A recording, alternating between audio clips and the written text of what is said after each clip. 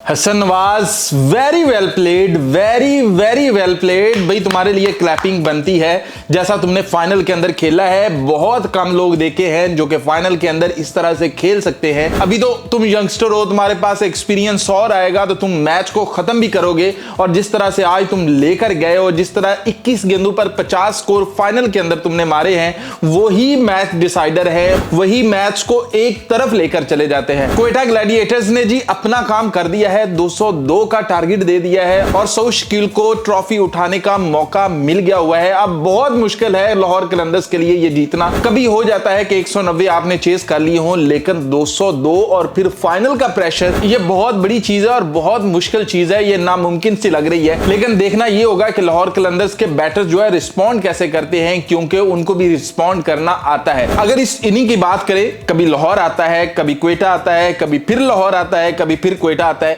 जैसे कि power play के शुरू के अंदर लाहौर ने 2 विकेटें उड़ा दी, मतलब लाहौर के हाथ में मैच आता है। लेकिन फिर हसन नवाज, रेली रोसो वगैरह आते हैं, वो आकर अपने हाथ में मैच ले जाते हैं और लाहौर कलंदर्स बहुत पीछे रह जाता है, यानी कि 10 से ऊपर की एवरेज चली जाती है।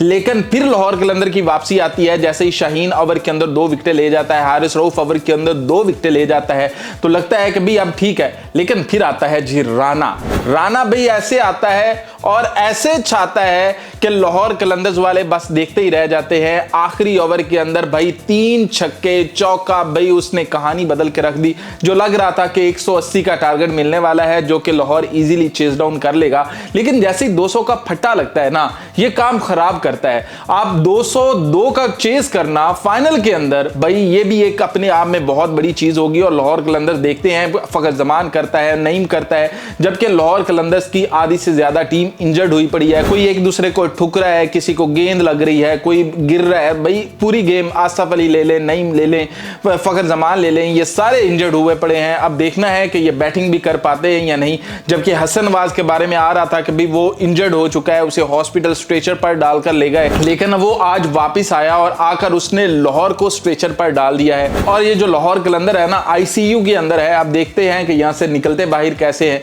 क्योंकि 202 बहुत बड़ी गेम है। तो शाहीन ने जी नो डाउट बहुत अच्छी बॉलिंग की है। 4 ओवर में सिर्फ 24 स्कोर दिए हैं और 6 की इकॉनमी के साथ 3 विकेटें भी उड़ाई हैं। मतलब फाइनल में एज ए कैप्टन इससे बेहतर कुछ नहीं कर सकता जो शाहीन ने किया है। सलमान मिर्जा का शायद दिन नहीं था आज, या फिर सामने राना था, बस फर्क इतना आ गया कि सही जा रहा था, 1 विकेट थी उसके पास, लेकिन राना आता है, उसने ओवर के अंदर जो आखिरी ओवर के अंदर उसे धो दिया है ना। अब कम से कम इसे 6 महीने लगेंगे सलमान मिर्जा को निकलने के लिए, राने के जादू से, जो राने ने अपना जादू चलाया। जबकि हारिस रऊफ को पहले मार पड़ी थी, लेकिन हारिस रऊफ ने आखिरी ओवर्स के अंदर कमबैक किया है। 4 ओवर के अंदर 41 स्कोर, 2 विकेटें। सिकंदर रजा को भी 1 विकेट मिल गई। रिशद हुसैन को क्वेटा ने बहुत धोया है, भाई 1 विकेट तो आई है, लेकिन धोया बहुत है। जबकि क्वेटा ग्लैडिएटर्स के जो मिडिल ऑर्डर है उसी ने रिस्पॉन्ड किया और एंड पर आकर राने ने अपना जादू चलाया। तो कहानी इतनी सी है। अब आप बताएं, क्या लाहौर इसे चेस डाउन कर लेगा?